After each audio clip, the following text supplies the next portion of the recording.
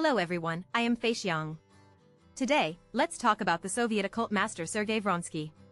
He was both the personal astrologer to Nazi deputy head of state Rudolf Hess, a Soviet spy, and a doctor skilled in hypnosis.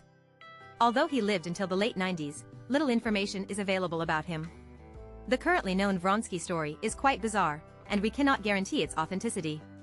Viewers are advised to view it with caution and enjoy it as appropriate. Fronksy was born into a Polish noble family in 1915 in Riga, the capital of Latvia. At that time, this place was under the rule of Tsarist Russia. Fronksy spent his childhood in St. Petersburg, where his father was a general in charge of the cryptographic department of the Russian General Staff. After the October Revolution, many senior Russian generals were executed. Although Vronsky's father chose to cooperate with the Bolsheviks to save his life, he knew in his heart that this was not a long-term solution and kept thinking about escaping. In 1920, Vronsky's father finally obtained permission for the family to move abroad, and the document was signed by Ulyanov himself. However, at that time, there was a civil war in Soviet Russia, and the situation was chaotic. Before the Vronsky family could leave, a group of soldiers broke into their home and killed 5-year-old Vronsky. At that time, Vronsky was playing outside with his French female tutor and escaped from harm. This female tutor was very kind and fled to Paris with Vronsky. Later, she contacted Vronsky's grandmother who lived in Riga. At this time, Latvia was independent and relatively safe. Grandma brought her grandson back and raised her with great care. This old lady was born in the Wang family of Montenegro.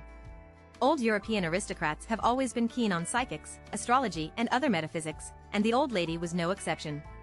Under her influence, Vronsky was also fascinated by the occult and was quite knowledgeable about it. In addition, he is proficient in 13 languages, can fly a plane, likes sports, and is also a handsome all-rounder in music. In 1933, Mustache became the German chancellor, and Vronsky was admitted to the Department of Medicine at the University of Berlin. Although his father had a difficult relationship with the Bolsheviks, he himself tended to favor the Soviet Union. Soon after, he joined the German Workers' Party and began secretly serving Soviet intelligence. During college, Vronsky transferred to the closed Institute of Bioradiology with excellent grades. This is a secret institution based on occultism that specializes in training psychotherapists for high-level empires. Here, Vronsky became famous for his use of astrological predictions.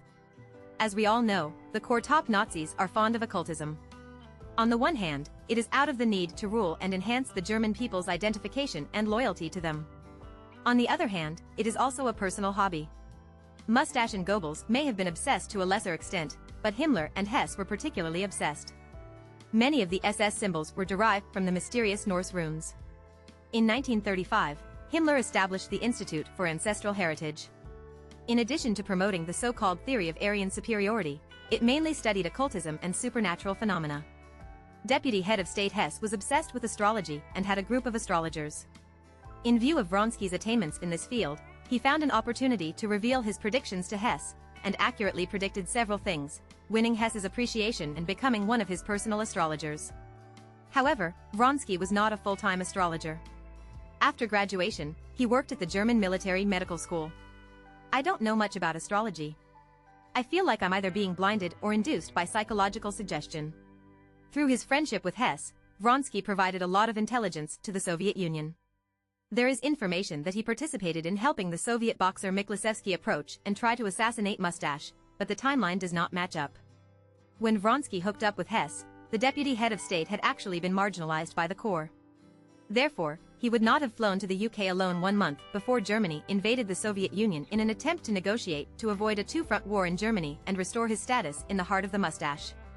It is said that May 10, 1941, the day Hess went to England, was the auspicious day divined by Vronsky. As a result, Hess was unable to negotiate anything and was imprisoned for the rest of his life.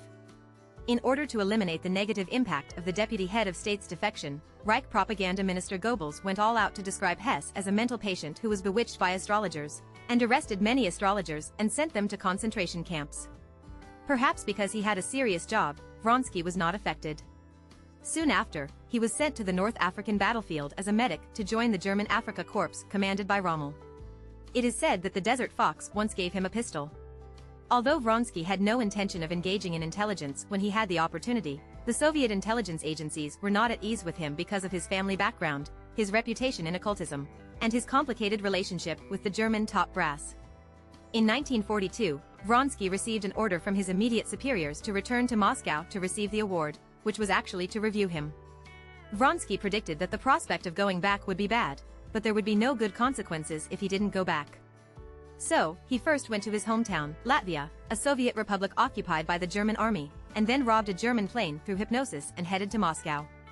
As a result, he was shot down while crossing the frontline battlefield and captured by the Soviet army.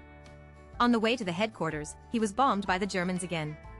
Vronsky was seriously injured and was classified as a first-degree disability. In 1943, after recovering from his injury, he was sent to the rear and lost contact with his immediate superiors in the Ministry of Internal Affairs.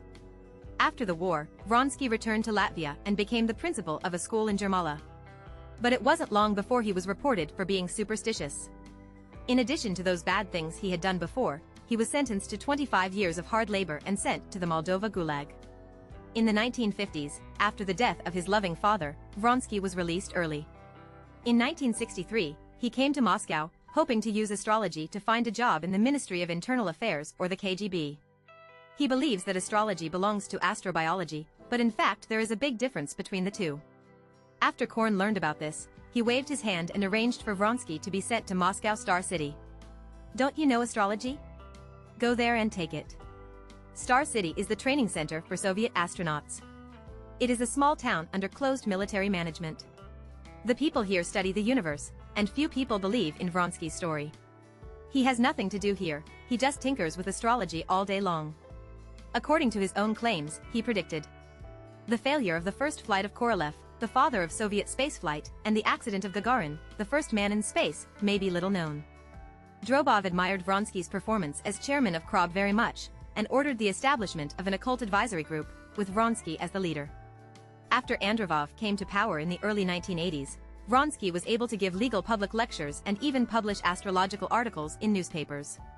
This kind of thing exists whether you believe it or not. I don't care whether it is useful or not, but it can always bring psychological comfort to many people. After the disintegration of the Soviet Union, Vronsky returned to his independent hometown of Latvia. While teaching at the university, he wrote a total of 12 volumes of the Encyclopedia of the Star Wars. In January 1998, Vronsky, whose life was full of mystery, passed away. Much of the information about him has not yet been declassified, and no one knows how many secrets he has. That's all for today. Friends who like it, please follow me. See you next time.